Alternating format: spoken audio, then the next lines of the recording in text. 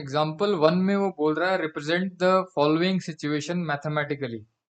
ठीक है, तो मतलब हमें मैथमेटिकल इक्वेशंस बनानी है। तो उसमें वो कह रहा है कि John and Jivanti together have 45 marbles. ठीक है, दोनों के पास मिला के 45 मार्बल्स हैं। Both of them lost 5 marbles each and the product of the number of marbles they now have is 124। तो पहले तो स्टार्टिंग में या तो जॉन के एक्स मान लेते हैं या जीवंती के एक्स मान लेते हैं। ठीक है, तो मैं जॉन के एक्स मान रहा हूँ और दोनों के मिला के 45 है दोनों के पास। तो जॉन और जीवंती दोनों को मिला के दोनों के पास जितने भी मार्बल्स हैं उनका सम है 45। ठीक है, तो जॉन को मैंने एक्स मान लिया, तो जीवंती के कितने हो जाएंगे फिर? जीवंती के हो जाएंगे 45 माइनस एक्स, है ना। तो जॉन के एक्स मान लिए तो जीवंती के हो गए 45 माइनस एक्स मार्बल्स। ठीक है, तो ये रफ वर्क है, ये साइड पे कर लो तो तुम्हें इजी होगा। ठीक है, अब दोनों ने ही 5 मार्बल्स लॉस्ट कर दिए। ठीक है, सो आफ्टर लूजिंग 5 मार्बल्स, तो जॉन के पास कितने बचे? पहले एक्स थे, अब 5 लॉस्ट हो गए, तो ये हो गए एक्स माइनस 5 मार्बल्स हैं अब उसके पास। Now John have X minus 5 marbles. अब आफ्टर लूजिंग 5 मार्बल्स, जीवंती के पास कितने हुए? पहले जीवंती के पास 45 माइनस एक्स थे, तो उसमें से 5 माइनस कर दो, 5 गुम हो गए जीवंती के भी, जॉन के भी, तो उसमें से माइनस कर दिया। ठीक है, तो 45 माइनस 5 हो गया 40, ये आ गया 40 माइनस एक्स। ठीक है, तो जॉन के पास अब एक्स माइनस 5 मार्बल्स हैं, जीवंती के पास 40 माइनस एक्स है। ठीक है, अब ये लाइन ध्यान से पढ़ो। Both of them lost 5 marbles each and the product of the number of marbles they now have is 124।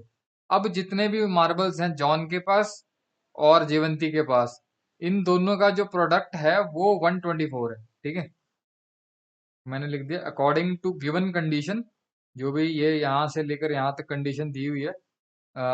John के पास 5 लॉस करने के बाद X minus 5 into 40 minus X Jivanti के, अब जो इनका प्रोडक्ट है वो 124 है। ठीक है, तो इसको मैथमेटिकल सिचुएशन में लिख दिया। ठीक है, यही बोल रहा है ना वो, represent the following situation mathematically. तो हमने मैथमेटिकल सिचुएशन बना दी, इक्वेशन बना दी, तो मैथमेटिकल हो गया। अभी ये सारी स्टेटमेंट दी, अब इसको हमने मैथमेटिकल बना दिया। ठीक है, अब आगे वो कह रहा है we would like to find how many marbles they had to start with.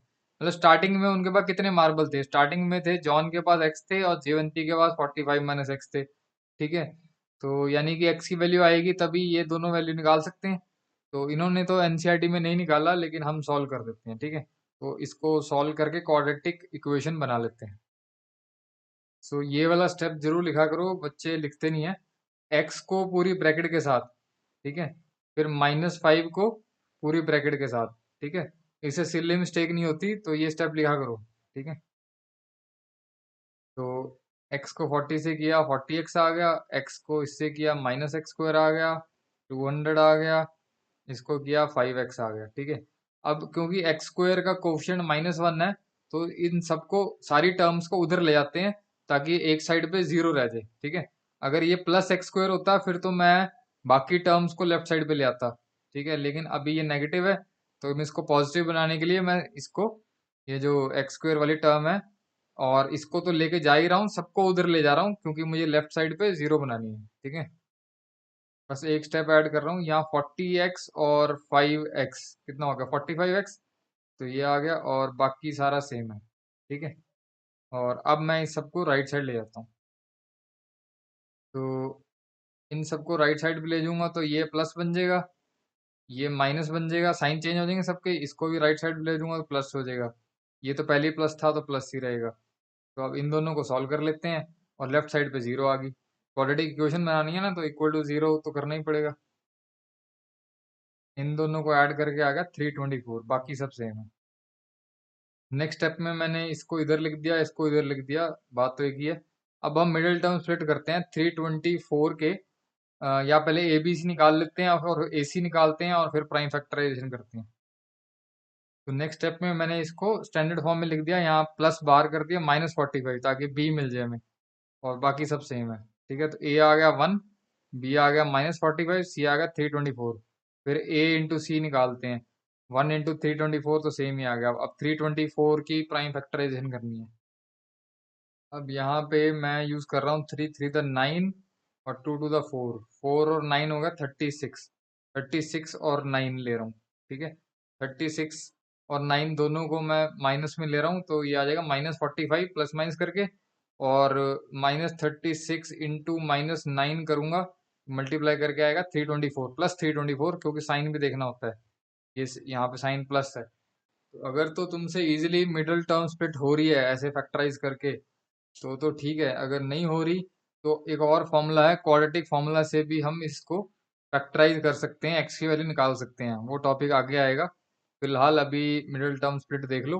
अगर ये होती है तो भी ठीक है, नहीं होती तो भी ठीक है, क्योंकि क्वाड्रेटिक फॉर्मूला आसान है। उससे कोई भी फॉर्मूला लगा के कोई भी एक्स की वैल्यू निकाल सकता है। एक दो बार ट्राई करो, अगर तुमसे फैक्टर निकलते हैं कि कौन से लेने हैं, मिडिल टर्म स्प्लिट कैसे करनी है, तो ठीक है। नहीं तो क्वाड्रेटिक फॉर्मूला से कर दो, ठीक है। तो फिलहाल अगर मिडिल मिडिल टर्म से नहीं हो रहा तो फिलहाल इसको यहीं तक छोड़ दो, ठीक है, क्योंकि एनसीईआरटी ने तो यहीं तक छोड़ा हुआ है। तो आगे क्वाड्रेटिक फॉर्मूला जब कराऊंगा तब ये वाली इक्वेशन सॉल्व कर लेना, ठीक है। आगे तो बहुत सारे क्वेश्चंस आएंगे क्वाड्रेटिक फॉर्मूला के, तो वो फिर तुम ट्रेंड हो जाओगे उसमें, ठीक है। तो मैंने यहाँ से 3 3 9 9 4 तो 36 और 9, 36 और 9 ले लिया, ठीक है। तो अब मैं सॉल्व कर लेता हूँ। तो मैंने इन दोनों में से तो x ले लिया कॉमन, और तो कुछ आ नहीं रहा। तो अंदर बचा x-36। और यहाँ से x-36 मैंने पहले ही अंदर लिख दिया ब्रैकेट में। जैसे मैंने ना ऐसे किया कि x-36 माइनस, यहाँ पे यहीं से देख के मैंने लिख दिया, ठीक है। ये एज इट इज लिख दिया। फिर मैंने देखा कि मैं यहाँ x लाने के लिए मुझे 9 बार रखना पड़ेगा, तभी -9x आएगा ये वाला। तो फिर जो बचा 9 इंटू -36 करूंगा तो +324 ही आएगा। अगर ये आ रहा है तो ठीक है, इसका मतलब हम सही जा रहे हैं, ठीक है। कहने का मतलब ये पहली वाली ब्रैकेट से ही हिंट ले लो और उसको दोबारा से ये लिख दो ब्रैकेट में, फिर बाहर उसके अकॉर्डिंग डाल दो, ठीक है, जो भी आएगा। तो टाइम ज़्यादा लगाने की जरूरत नहीं है। हाँ, चेक करना एक बार कर लो कि ये जो हमने किया है वो इसके इक्वल आ रहा है। तो ठीक, अगर आ रहा है तो मतलब ठीक जा रहे हैं। नेक्स्ट स्टेप में मैंने x-36 को कॉमन ले लिया और अंदर क्या बचा x-9, ठीक है।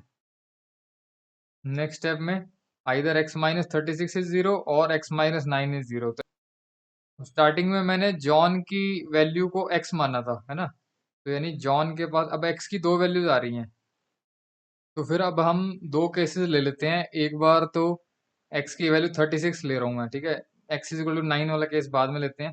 तो जब x की वैल्यू 36 है तो जॉन के पास कितने हुए, जॉन के पास x थे, x 36 आ गया। तो जीवंती के पास 45 माइनस एक्स, तो x की वैल्यू डाल दी 36, तो 45 माइनस 36 हो गया 9, ठीक है।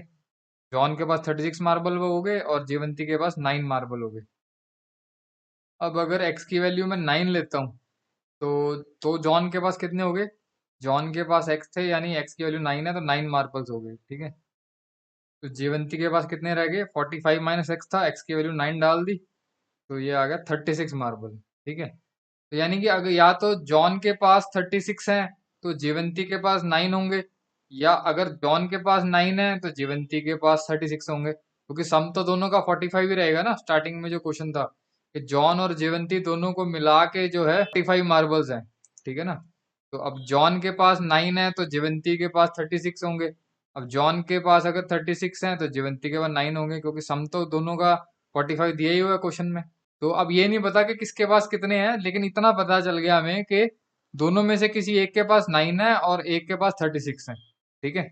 ये हमें कंफर्म है। ये नहीं पता कि जॉन के पास 9 है या जॉन के पास 36 है, लेकिन हमें ये पता है कि दोनों का सम 45 है और दोनों में से किसी एक के पास 9 है और किसी एक के पास 36 है, ठीक है। तो ये हमने निकाल दिया how many marbles they have in they had to start with, starting में कितने थे। तो लास्ट हमने लिख दिया either John and Jivanti have, John के पास 36, जीवंती के पास 9 रिस्पेक्टिवली लिख दिया, मतलब जो पहले है वो उसका पहले वाला नंबर है। और या फिर क्या है, जॉन के पास 9 है और जीवंती के पास 36 है, ठीक है। तो ये फाइनल आंसर जो है इसे बॉक्स में डाल दो और आंसर लिख दो, ठीक है। बस यही पूछा था, दोनों के पास कितने मार्बल्स हैं, दैट्स इट।